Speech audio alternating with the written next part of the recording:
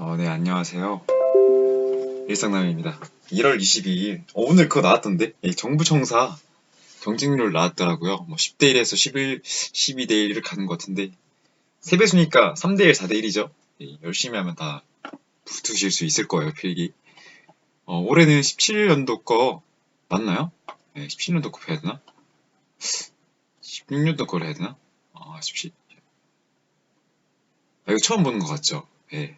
이거 맞는 것 같아요. 오늘 17년도 거 19, 두 개밖에 안 올렸으니까 19, 18, 17, 17년도 거 맞을 거예요.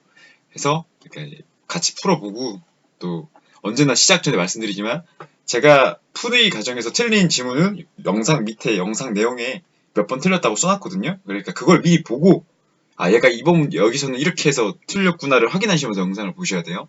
저도 처음 풀면서 영상을 찍는 거기 때문에 법학개론 법원이죠. 법원. 이제 뭐 성문법이냐 불문법이냐 찾는 건데, 영미법계 국가에서는 판례 법원성이 인정되네요. 바로 1번 나왔죠. 대륙법계에서는 성문법을 쓰고, 그리고 또 우리나라는 이제 판례를 그거 인정 안 하는데 불문법은 기용합니다. 왜냐, 관습이나 조리는 되니까. 또 판례는 또 상급심이 하급심을 구속하기도 해요. 이 차이를 다 설명해 드릴 수는 없고 기본 강의 드리면 아실 테고, 기억하시라고. 이 용어 자체를 기억나시죠? 제 영상으로 공부하신 분들은 기억나실 거예요. 2번 나머지도 읽어볼까요? 제형 법정주의에 따라서 관습역법은 인정되지 않습니다. 맞는 말이죠. 무조건 성문법만, 법률만. 대통령은 헌법에 그 근거를 두고 있다. 대통령령은 맞습니다. 법률 체계와 국가기관은 헌법에 규정이 있다. 민사에 관하여 민관조죠. 관습법에 의하고 관습법이 없으면 조리해야 한다. 이거랑 비슷한 걸로 상민에서 상법이 없으면 상관습법, 상관습법이 없으면 민법에 의한다. 2번 효력에 관한 설명으로 옳은 것은 법의 효력에 관한 거. 법은 제정과 동시에 효력이 발생한다. X. 법은 시행일이 따로 정해지죠. 아니면 통상 공포 후에 20일 후에 효력이 발생하나요?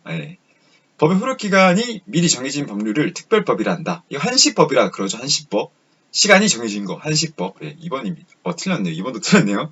죄송합니다. 3번 모든 국민은 입법에 의하여 참정권의 제한을 받지 아니한다. 이게 맞는 말이죠. 소급 입법에 의해서. 왜냐, 단 국민한테 유리하면 받게 해야죠. 범죄자한테 유리하면 받게 해야죠. 어떤 케이스가 있죠?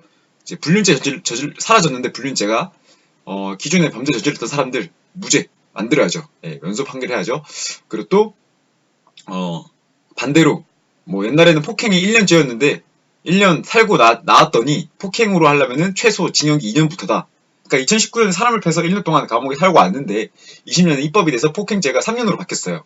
그럼 2년 더 살아야 되는데 그런 거 안 되는 것처럼 소급 입법 금지니까 우리가 정치에 참여할 수 있는 권리도 소급 입법에 의하여 제한되지 아니한다.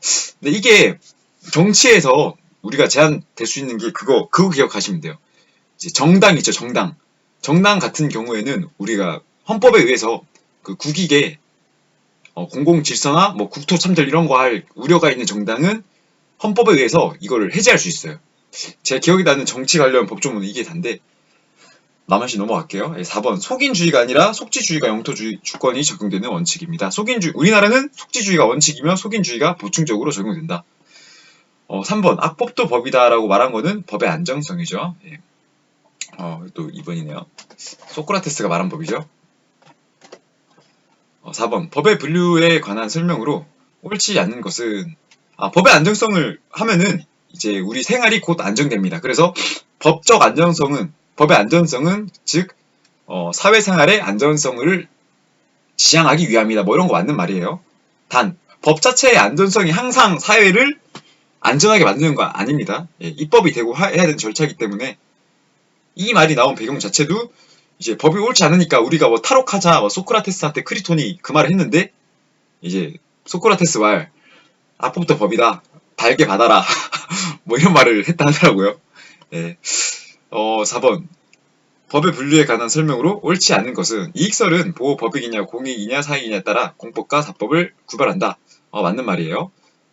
그리고 또 형사소송법, 소송이나 등기 절차법 이런 거는 절차법이고요. 공법입니다. 공법.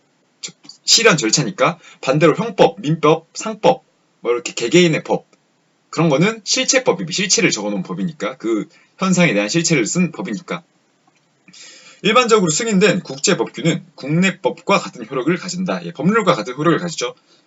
이거 말고도 조약도 있죠. 조약. 국제법규 및 조약. 예. 민법, 상법, 민사소송법은 사법이다. 예. 민사소송법은 같은 소송법이니까 절차법으로 공법입니다. 4번이 틀렸네요. 예. 법의 적용에 관한 설명으로 옳은 것은 구체적 사실의 확정을 하는 것은 법률 문제이다. 아니죠. 이건 사실 문제죠. 자, 이거 잘 봐요. 이거 재판에 가면은 사실의 확정을 마지막에 하는 거거든요. 재판이. 왜냐하면은 법은 이미 위법한 사실은 있고 어떠한 사실로 인해서 법이 적용되었는 것도 검사가 이제 다 했고 마지막에 사실 확정이라 해요. 증거를 토대로 이제 그러니까 심리 절차라고 하죠. 모두 절차랑 심리 절차가 있는데 모두 절차는 뭐 당신 이렇게 범죄에 그거 답변 안 할 권리 있어요? 예, 진술 거부 고지권이 있어요. 말하고 인정신문 하죠. 그 검사가 이제 말하고 이 사람 어떻게 왜 기소했나 누구다 이렇게 하고 인정신문 맞습니까 맞습니까 뭐 해가지고 예 제가 그 사람 맞아요 맞아요 하고 이제 인정신문이 끝나고 모두 절차가 여기서 끝나고 심리 절차에 들어갑니다. 심리 절차. 그때부터 이제 증거를 토대로 맞아요 아니에요 맞아요 아니에요 맞아요 아니에요 이렇게 해서 재판을 합니다. 법을 적용하는 게 재판이잖아요. 그죠? 이 사람이 잘못을 했나 안 했나. 그래서 마지막에 판결을 내리는 게 뭐예요? 사실을 확정하는 거잖아요. 그래서 법률 문제라기보다 사실의 확정이라고 해요. 이 말 자체를. 사실의 확정. 그래서 1번 틀렸고요. 2번 반증을 허용하지 않고 법률이 정한 효력을 당연히 생기게 하는 것을 반증을 허용하지 않으니까 간주죠. 간주 X. 추정된 사실과 다른 반증을 들어 추정 효과를 뒤집을 수 있다. 그죠? 예, 이게 맞는 말이죠. 그리고 추정 사실의 존부는 그 입증을 반대하는 자가 책임을 집니다. 알겠죠? 사실의 존재 여부와 확신을 가지게 하는 것을 간주라고 한다. 맞는 말입니다. 예.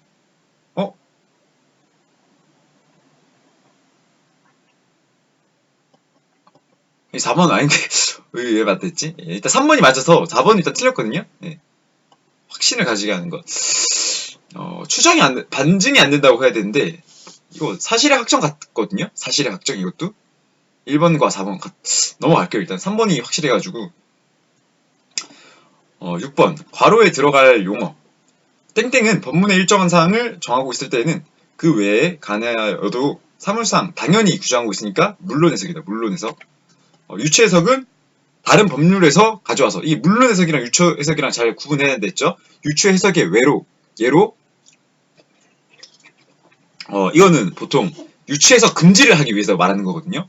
그러니까 소 말을 정해진 곳에서 죽여라. 도축장이 죽이려 했는데 염소는 소 말로 본다 하고 한 것은 유추 해석을 한 거니까 이 사람 무죄야 라는 판례가 있어요. 예. 그래서 물론 해석에는 이제 도로나 자동차 우리 고속도로 가면은 자동차 고속도로는 이 자전차만 다닐 수 있다라는 법령이었나 옛날에 그랬거든요. 예. 그래서 뭐 자전차에는 뭐 이 3륜차 자동차도 당연히 포함된다 뭐 이런 식으로 얘기했었어요. 예. 알겠죠? 확장 해석은 이제 주거의 공간에 강의실을 포함하나 안 하나. 예. 원래 주거는 사람의 생활이 거주가 되는 근본이 되는 곳을 거주지라 하는데 예, 그거에 대해서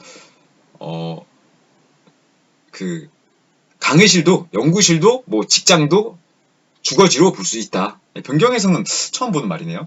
7번 작용. 이거는 두 문자 4개만 알아도 알 수 있죠. 항구지형과 신인제사. 신인제사는 내용에 의해서 분류하는 거로서 신분권, 인격권, 재산권, 사원권, 예, 그리고 또 작용. 이건 항구지형은 항변권, 형성권, 청구권. 잠시, 예. 예, 그렇게 있으니까 죄송합니다. 카톡이 자꾸 와가지고 죄송합니다. 그러니까 답 뭐예요? 2번이죠, 2번. 쉽죠, 이거는. 8번 권리 의무에 관한 설명으로 옳지 않은 것은 물권과 채권이 병정할 때는 물권이 항상 이깁니다. 그리고 납세 의무는 공법상의 의무다. 맞죠? 사람은 생존한 동안 권리 의무 지키게 된다. 예. 이거 한번 설명해 드리고 갈게요. 이 8번은 좀 시간 걸릴 것 같은데 항상 죄송합니다. 항상 40분 안에 영상 끊고 싶은데 하다 보니까 항상 1시간이 되더라고요. 이거 진짜 그리고 또 계약 해제권은 청구권으로서 그게 재밌는 문제네요. 일단 이 물권 채권할 때 이거 써드리고 갈게요. 공부할 때 좀 필요한 건데 여러분들이 헷갈리는 것도 있거든요. 물권은 소유권에 기한다. 그리고 채권은 계약에 의한다. 자, 채권은 의무 관계라 했죠. 채권자는 돈 빌려준 사람, 채무자는 의무가 있는 사람. 돈 빌려준 게 아니라 뭐 돈을 줄 사람. 고용주도 채권자죠. 채무자는 의무가 있는 거니까. 그러니까 의무가 있는 사람을 채무자라고, 권리가 있는 사람을 채권자라고 합니다. 자, 이 관계를 아시고 나서 이게 왜 중요하냐? 소위 물권은 뭘로 나뉘어요? 제한 물권과 용익 물권에 나뉩니다. 그럼 이것보다 이 제한 물권과 용익 물권보다 센 게 소유권이 맞아요. 원래 소유권이 더 좋죠. 이 소유권은 이 제한 물권과 용익 물권을 다 가지니까 더 좋은 거예요. 근데 이게 본인의 소유가 아니라 제한 물권과 용익 물권이 다른 사람에게 나눠줄 수 있다고요. 다른 사람에게. 알겠죠? 그래서 어떻게 있냐? 용익 물권은 이 소유권에 기한 물건을 사용, 수익, 처분할 수 있는 권리거든요. 처분 아닌가? 사용 수익이라 해서 사용하고 이용할 수 있는, 이익을 얻을 수 있는. 그래서 전세권, 지상권, 지역권 해서 전지시 이렇게 외우셔도 되고요. 이거는 저질유라해서 저당권, 질권, 유치권인데 질권은 동산에 의해서 동산에 대해서 유치권 비슷한 개념을 쓰는 거예요. 이거를 가주는, 점유하는 그런 거고요. 저당권은 이제 반대로 이 돈을 소유권의 용익 물건이 아니라, 그러니까 이용하는 게 아니라 저당, 빚낸 걸 우리 담보 잡히고 하면은 저당 잡혔다 하죠. 그런 거를 말하는 거고, 유치권은 이 점유를 가지고 말하는 거예요. 점유를. 그럼 이게 헷갈리는 게 다 비슷한 개념 같잖아요. 제한 물권 같은 경우에는. 또 전세권도 비슷한 것 같은데, 전세권은 이 사회 초년생도 있을 테니까 가령 이게 가능하다는 거예요. 전세권은 사용수익 권리로 용익 물건이니까 내가 소유자예요. 그리고 A랑 B라는 친구가 있어요. 그럼 제가 A한테 전세를 내줘요. 그러면은 소유자는 난데 A가 제 집에서 점유하면서 사는 거잖아요. 그죠? 근데 점유해서 살기로 했는데 A가 돈을 모아서 자기도 집 사서 나가는 거예요. 그러면은 얘는 전세 기간이 있으니까 돈을 못 받잖아요. 전세금. 그럼 그동안에 그 집은 이용할 수 있는 권리가 있는데 수익을 낼 수 있는 전세권을 내가 가지고 있으니까 어떻게 하겠어요? 이거를 월세로 내줄 수도 있잖아요. 그죠? B한테. 이런 거를 전세권이라고 하는 거고요. 아니라고요? 저는 이렇게 알고 있어요. 그리고 또 유치권은 반대로 이제 이것도 점유하는 거예요. 점유하는 건데 이 돈을 이용하겠다고 해서 한 게 아니라 어떤 케이스가 있냐면은 우리 신축 건물을 올리면은 이제 건설사가 하도급을 해서 특정 창문을 만드는 사람이 있다고 쳐봐요. 창문 업체 A가 있어요. 건설사 A와 창문 업체 B 이렇게 나눌게요. 그럼 A가 다 만들어지면 돈을 줘야죠. 그죠? 다 만들어지면 돈을 줘야 되는데 통상 어때요? 돈이 없단 말이에요. 왜냐하면 자기도 이제 투자자 만들어서 돈 확보하고 자본 확보하고 해야 되는데 못하니까 그래서 권리를 만들 때 이렇게 해요. 이 하도급을 할 때 우리가 돈을 못 주면은 이 돈을 제대로 임금을 못 주면은 니네가 이 일정 기간 지나면은 이 집의 소유권을 가져. 너희가 만든 집의 소유권을 몇 채 가져. 이렇게 한단 말이에요. 소유권을 가져야 하는데 그 사람이 소유권을 원하겠어요? 네? 집이 안 만들어지고 돈 안 준다는 거 뭐예요? 집이 안 만들어지고 있다는 거잖아요. 집이 팔리겠어요? 안 팔리죠. 돈을 달라야죠. 왜냐면 난 돈 받으려고 한 건데. 그죠? 그렇기 때문에 통상 만들어져 가는 집이 살 사람이 없잖아요. 그 소유권을. 그래서 그거에 대해서 그 유치권을 행사하는 거죠. 이 집은 내 거야. 뭐 다른 사람이 이제 만약에 팔렸다 쳐도 이제 소유권을 팔러 와도 유치권이 자체가 점유를 가지고 있으니까 이 집에 대해서 파는 거를 못 팔게 하는 거예요. 알겠죠? 뭐 경매를, 그러니까 다른 권리 변동을 못하게 하는 거거든요. 유치권이 점유를 하는 게 맞는데 권리 변동 못하게 하는 거예요. 예. 그러니까 경매에 들어간다. 이 집 반대로 그러면 이 집이 팔렸어요. 그러니까 물건이 소유권이 아니니까 점유권이니까 이거 점유에 관한 거니까. 예. 어렵나요? 점유권이랑 소유권이 따로 있고 유치권은 점유, 전세권처럼 점유를 하는 건데 이익을 못 내는 거다. 이익을 못 내고 권리 변동이 안 되게끔 하는 거를 유치권이라 해요. 알겠죠? 저당권은 그냥 돈 받는 권리. 뭐 비슷한 개념이죠. 왜냐하면 그 건물에 무언가를 잡히게 한 건데 얘는 건물의 판매에 관한 걸 잡고 있다 치면 되고 판매의 수익에 대한 그거를 판매 수익을 하면 또 이상하다 안 된다. 네. 소유권 변동에 대해서 그 돈이 나오면은 거기서 내가 빌려준 만큼 가져가는 거. 얘는 그 소유권 변동 자체를 못하게 막을 수 있고 그걸 자기가 풀어주는 대가로 그걸 얻어야 돼요. 자기의 모든 거를 감면해야 돼요. 알겠죠? 그래서 원래 유치권이 저당권보다 센데 이 순서가 반대로 되면은 안 돼요. 저당권을 잡고 유치권을 잡아버리면은 저당권자가 우선이 돼야 되고 원래 통상은 유치권이 세다. 알겠죠? 또 물권 간에는 이 순서가 없죠. 예.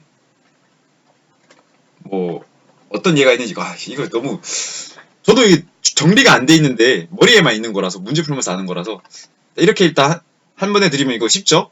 그리고 또 3번에 관해서도 생존한 동안이잖아요. 이 뭐가 문제냐? 태아의 권리와 의무 또 뭐 있어요? 상속에 관해서 나오죠. 예. 그래서 태아는 언제 사람으로 본다? 태어났을 때 엄마가 진통 느낄 때 태아로 보고요. 사람으로 보고요. 생존한 동안 자연인으로 본다 이 말이죠. 자연인으로. 근데 태아의 권리는 있죠. 행복 추구권이나 상속권 또 유증권의 대상이 되기도 하죠. 유산을 받을 수 있는 사람. 의무는 없어요. 태아에 의해서. 그리고 또 행복 추구권도 말이 되고요. 예.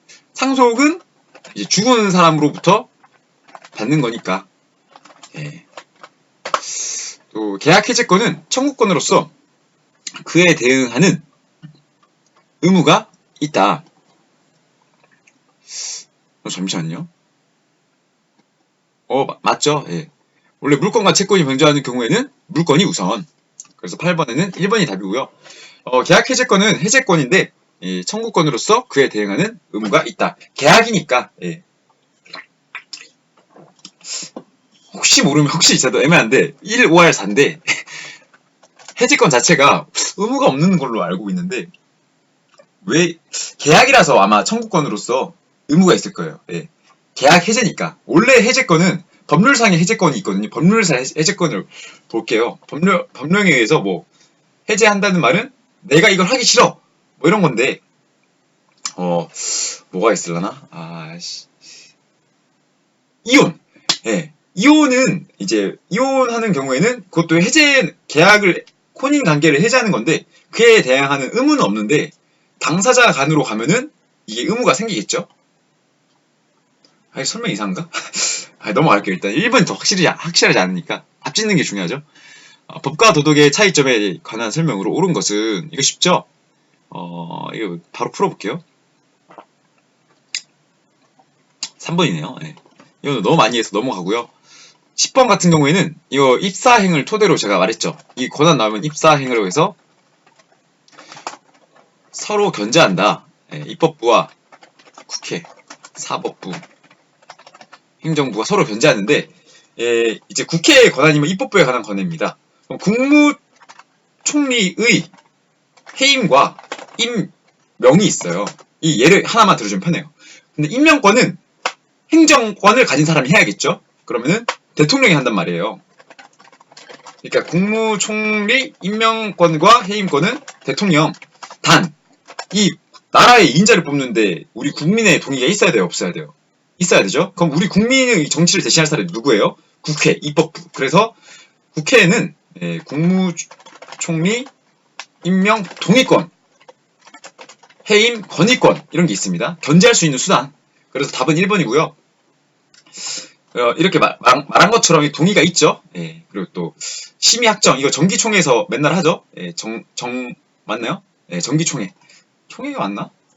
9월에 하는 게 있는데 그때 예산안 심의 다 해서 말하죠. 그리고 또 4번 국회의원 제명권인데 이게 왜 중요하냐면은 국회의원은 탄핵이 안 돼요. 단 제명은 된다. 서로 이 회의를 통해서. 그럼 금방 말했죠. 탄핵이 되는 사람은요. 나머지 기관에 있는 사람들이죠. 뭐 국무총리 탄핵 다시 국무총리는 해임이고 대통령 탄핵 이거 말 되죠. 헌법의 내용에 관한 설명으로 옳은 것은 국회 외의 국가기관이 법규를 제정하는 것은 위헌이다 아니죠. 규칙 정할 수 있죠. 맞습니다. 국회는 정부의 동의 없이 정부가 제출한 지출 예산의 각 항의 금액을 증가할 수 있다. 이거 애매해요. 모르겠어요. 그리고 국방부 장관은 이 현역 군인의 신분이면은 안 돼요. X. 왜냐면은 얘는 행정부기도 하고 이게 솔직히 저 기출 지문이라서 풀어 써서 외우는 건데 이유는 모르겠어요. 일단 X고요. 대법원장과 대법원의 임명권자는 대통령이다. 이거 맞습니다. 임명은 대통령이 한다. 이번은 애매한데 동의 없이 증가할 수 없나 봐요. 2번 같기도 한데. 근데 4번으로 갈게요. 4번이 더 확실해서. 4, 이런 거 뭐 틀리나 내는 지문 같아요. 국회는 정부의 동의 없이 정부가 제출한 지출 예산? 아, 정부가 지출 말이 이상하네요. 동의가 뭐 필요한 것 같기도 한데 이것도 맞는 말 아닐까요? 정부가 제출한 것 자체가 정부가 동의한 거 아닌가요? 아, 이거 애매하네, 씨.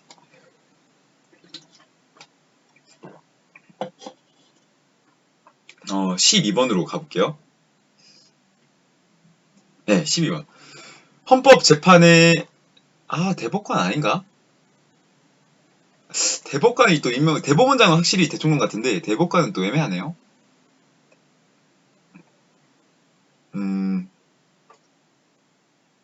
맞을 거예요, 아마. 맞을 거예요, 대통령. 4월2. 자, 12번. 헌법재판에 관한 설명으로 옳은 것은 헌법은 헌법재판소장의 임기를 6년으로 합니다. X. 헌법재판의 전심 절차로 행정재판을 거칠 필요는 없어요. 자, 헌법재판이 뭐냐? 이제 법원에서 헌법소원과 헌법재판의 차이거든요. 법원에서 재판을 하다가 야, 이거 법률이 이상하네. 내가 판결하려 해도 법률이 이상한데? 지금이랑 이치가 안 맞는데? 기본권 침해인데? 하면은 법원이 이거를 헌법재판을 해서 법을 개정해서 재판하려 하는 게 헌법재판. 헌법소원은 국민이 피해를 입었으니까 하는 거. 알겠죠? 그리고 3번 맞아요. 이 지자체 상호간의 권한쟁의 심판을 관장한다. 4번 탄핵 인용 결정할 때는 6인의 찬성이 있어야 됩니다. 왜 그래요? 헌법재판소는 9인이에요. 9인. 입사행 각각의 3권 분립이 3명씩 뽑아서 주거든요. 그럼 과반수 이상이 나오려면 몇 명 돼야 돼요? 3분의 2니까 6명. 알죠. 죄송합니다. 과반수 이상이 나오려면 5명이 맞는데 3분의 2 이상. 죄송합니다. 3분의 2 이상이기 때문에 6명. 과반수가 아니라. 청구권적 기본권에 대한 설명을 옳은 것은 청구권 뭐예요? 내가 뭐 할 수 있는 권리. 청원은 맞죠? 청원 말고도 우리 그 재판에 있어서 항소할 때 피고 항소할 거예요? 네, 항소하겠습니다. 구두로 할 수 있다. 재판 청구권에는 신속한 재판을 받을 권리 포함된다. 왜냐면 재판 엄청 오래 걸리거든요. 그래서 재판 청구권 있다. 형사보상제도는 국가의 무과실 책임을 규정한 것, 아니죠. 과실에 대한 책임이죠. X. 3번이고요. 헌법은 범죄 행위로 인한 피해 구조를 간단히 규정하고 있다. 맞는 말입니다. 이거 헌법을 좀 더 자세히 배워야 되는데, 피해자 보상뿐만 아니라, 이제, 이 형사보상제도도 헌법에 나와 있는 거예요. 왜?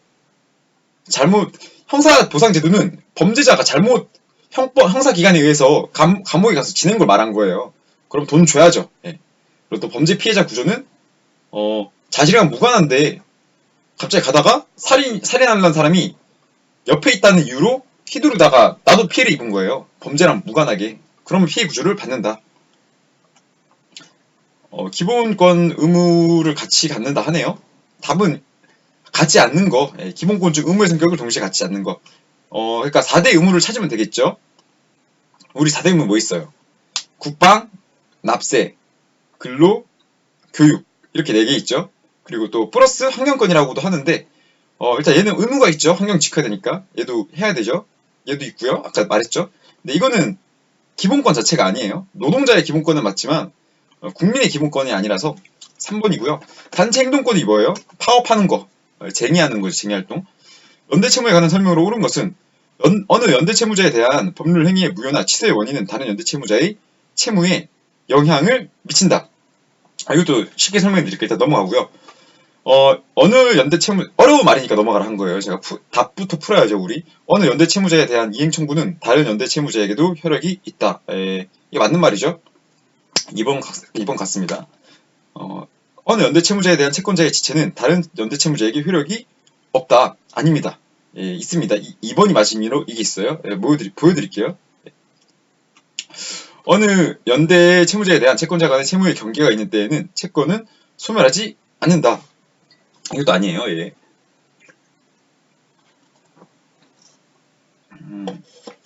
그러니까 이게 좀 개념 자체가 다른데 어렵게 생각하면 안 돼요. 돈을 같이 빌렸다 생각하면 안 되고 돈에 대한 연대 채무라고 생각하지 마시고 의무를 같이 부담을 했다 생각해봐요. 의무를. 예. 그러니까 돈 자체는 나눌 수 있잖아요. 그러니까 불가분한 무언가를 얻었다고 생각을 해보세요. 예. 채무는 돈이기도 하지만 돈이 아닌 것도 있다 했잖아요. 의무라고 했잖아요. 의무. 나눌 수 없는 가분적인 무언가라고 볼 때, 예. 잠깐만요. 예, 할 때, 라고 개념을 잡으시고, 쉬운 것부터 하나씩 설명해 드릴게요. 일단 4번. 경계는, 채권과 의무를 새롭게 만들어서 채권을 새로운 계약을 하는 거예요. 새로운 계약. 그러니까 어느 연대 채무자의 수많은 사람 중에 A, B, C 중에 A랑 채권자 간에 새로운 채권 계약이 맺으면은 채권은 소멸할 수 있다. 그저 그 계약 자체를 없앨 수도 있으면은 할 수 있죠. 소멸하지 않는 게 아니라 소멸할 수 있다. X. 어느 연대 채무자에 대한 채권자의 지체는 다른 연대 채무자에게도 효력이 있다. 왜냐하면은 이게 같은 물건을 일을 같이 한다고 생각해요. 일을 A라는 일을 하려면은 단계별로 일을 해야 되는 경우 있잖아요. 가령 건설을 하려면은 아파트를 지으라고 건설사한테 줬으면은 기초가 되는 콘크리트 공사를 해야 되는데 그거를 미루면은 다른 것도 다 미뤄지죠. 다들 건물 지을 권리가 있는데 그렇기 때문에 이런 것도 지체 채권자가 늦게 해라 이렇게 해도 연대 채무자도 다른 연대 채무자도 영향을 받으니까 이 연대 채무에 의해서 있다. 이렇게 생각하면 편해요. 저도 법률 개념을 잘 용어는 제가 안 살펴봤는데 연대 채무에 관해서 이렇게 생각하면 풀 수 있으니까. 그리고 또 어느 연대 채무자에 대한 이행 청구는 다른 연대 채무자에게도 효력이 있다. 그죠? 콘크리트 못 지으니까 빨리 지어 하면은 얘네도 다 앞당겨서 할 수 있겠죠? 왜? 했으니까 해 되잖아요. 그죠? 이행 청구란 말 자체가 빨리 해가 아니라 이행을 빨리 해주세요라는 부탁의 개념도 있고 또 안 했으니까 지체되니까 빨리 해 이런 것도 되는 거예요. 그리고 이게 1번을 제대로 알면 이 나머지 3개가 다 이해가 되거든요. 제가 왜 이렇게를 했는지 보여드릴게요. 자, 법률행위 무효와 취소. 이 진짜 쌈비 법학개론을 기초 강의를부터 보신 분들이 있으면은 좀 놀라실 거예요, 진짜. 아, 얘가 2년 만에 기출문제를 이렇게 풀 만큼 성장을 했구나. 그럼 왜 기본 강의를 그렇게 찍었었어? 좀 재밌게 풀지. 지금처럼 이 해설처럼 해줬으면은 내가 더 재밌게 공부하고 왔을 텐데 라고 할 텐데 그렇게 했으면은 좋았을 수도 있고 안 좋았을 수도 있고 모든 건 결과론적인 거니까. 예. 무효는 뭐예요? 유아, 정신, X인자, 주치자. 예. 그 취소는요? 미성년자, 재착, 사강, 제한, 능력자, 사고, 사기, 강박에 의해서 한 거죠. 자, 하면은 이게 볼게요. 예. 우리가 X라는 물건을 할부로 A라는 세탁기를 할부로 산다고 쳐봐요. 근데 돈이 없어요. 예? 그러면 어떻게 해요? 우리 가난한 고시생이니까 돈이 없으니까 친구들끼리 돈 모아요. 예, 돈 모아서 같이 산단 말이에요. 근데 자, 너 10만원, 나 10만원, 나 10만원 이렇게 해서 같이 다음 달 10일날 주기로 하고 세탁기부터 가져오자 해서 가져왔어요. 근데 한 명이 그때 주치자였던 거예요. 알고 보니까 술이 취했었던 거예요. 계약을 할 때. 예. 근데 원래 이 법률 행위 자체가 주치자한테 팔면 안 되잖아요. 예. 무효니까 알면은 팔면 안 되는데 파는 사람은 어때요? 입장에서는 아싸 이득 이러면서 판단 말이에요. 그렇기 때문에 이거를 팔아버리면 이 사람은 무효니까 빠져나가야겠죠.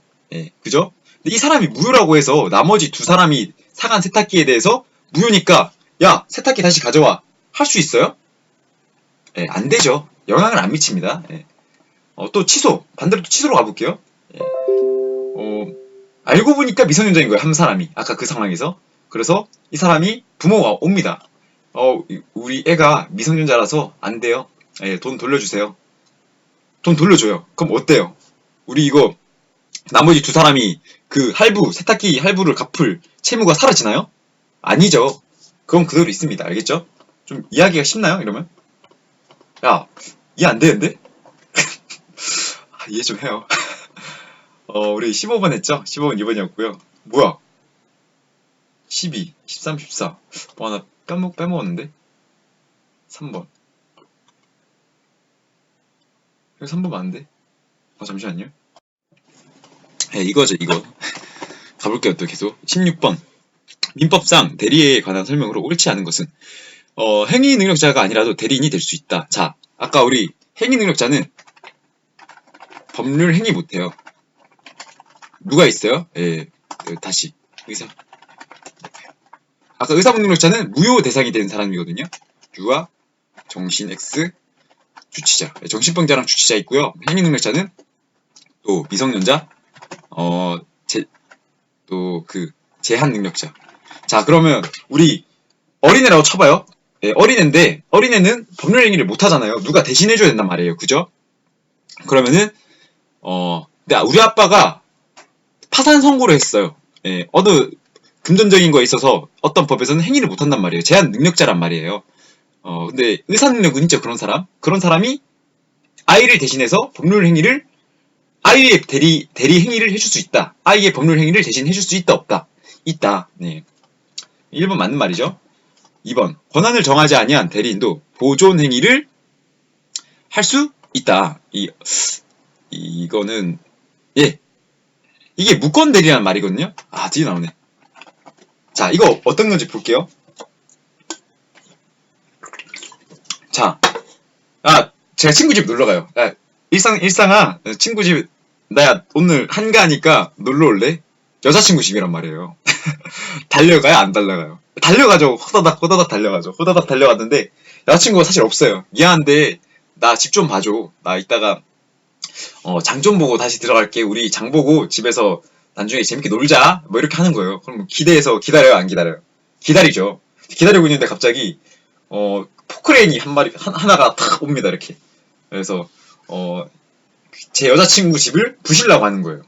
그럼 어떻게 해요, 제가? 나와서, 뭐 하는 거야? 이거 부수지 마. 안 돼.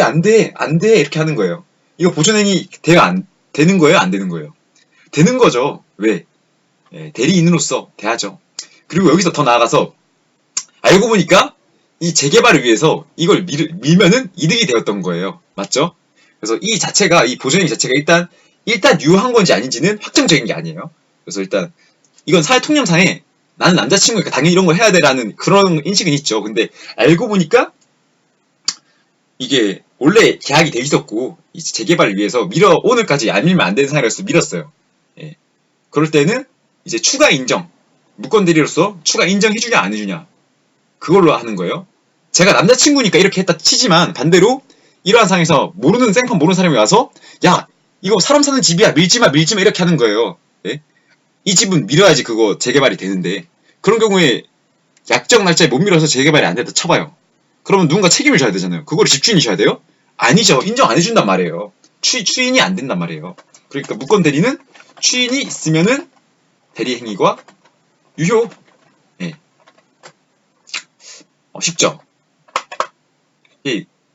야 모르겠는데? 무슨 설명하는 거야? 그러면 기본 강의를 듣고 오셔야 돼요. 대리에 관해서 좀 더 알고 오셔야 돼가지고 3번 복대리인은 제3자에 대해서 본인과 동일한 권리 잘 봐요. 자 대리인도 본인과 이게 맞을 거야 아마 본인과 동일한 권리 의무가 있다. 이 말 자체가 X예요. 왜냐? 대리인은 본인이 인정해준 범위 한에서 권리 의무가 있는 거예요. 그래서 동일하지 않죠. 왜냐?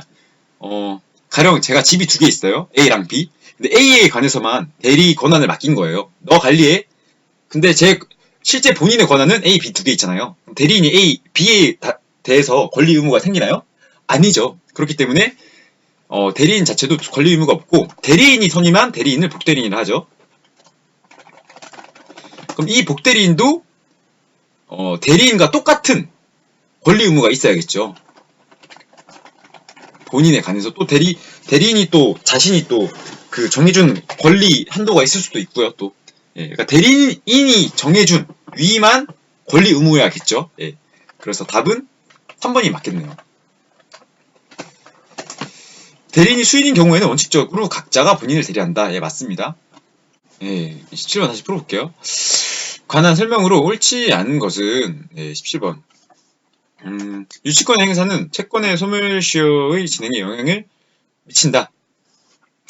이거 애매하죠. 어려운 말 나오는 게 어려운 건데 계속 넘어가 볼게요. 유치권자는 채권의 변제를 받기 위하여 유치물을 경매할 수 있다. 맞는 말이죠. 유치권자는 채권 전부를 변제받을 때까지 유치물 전부에 대하여 그 권리를 행사할 수 있다. 얼핏 보면 아닌 것 같은데 맞는 말이에요. 채권 전부를 변제받을 때까지 맞는 말입니다. 그러면 이게 아니라면 어떻게 해요? 유치권자의 채권 일부 남겨놓고 팔아버리면 그만이잖아요. 안 되죠, 그런 거. X. 그래서 이거 맞는 말이고요.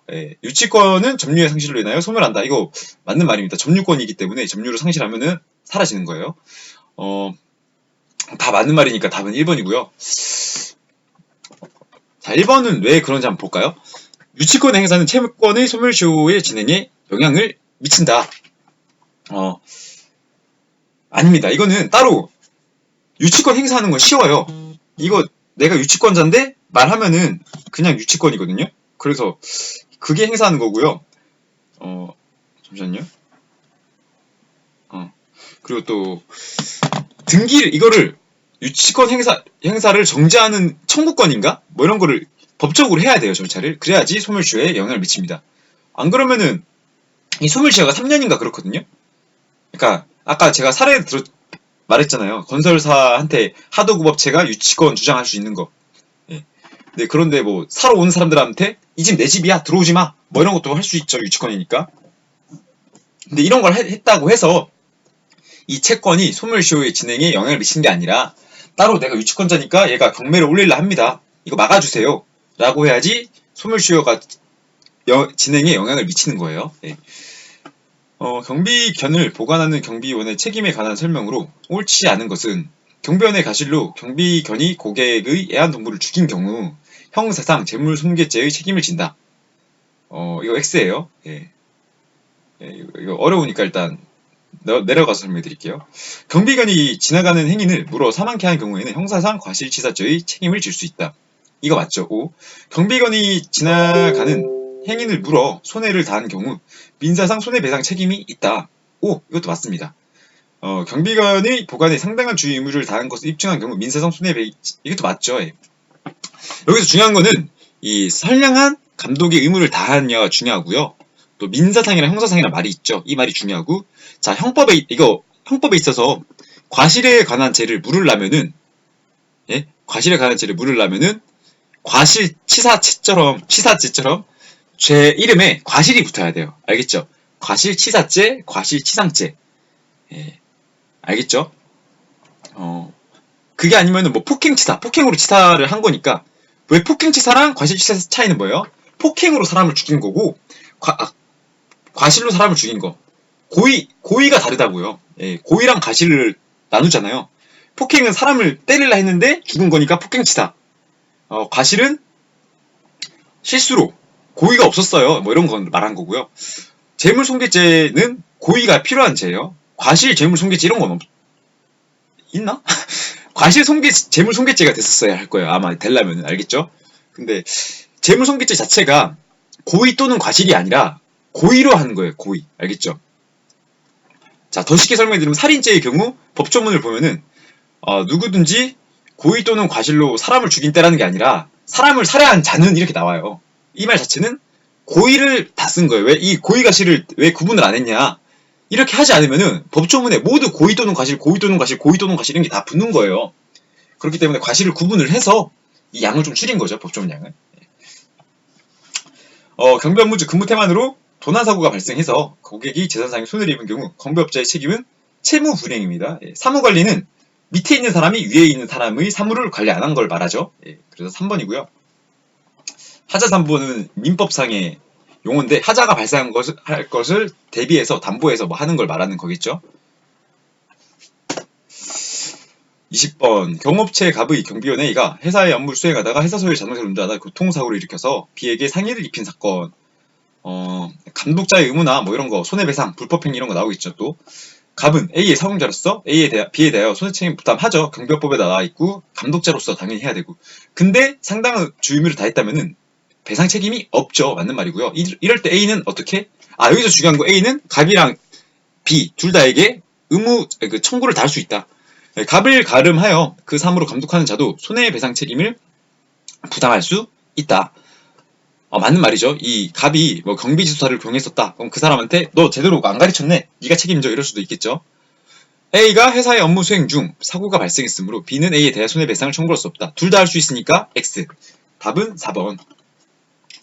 일단 20번까지 했고 현재 시간 뭐 이렇게 돼 있고요.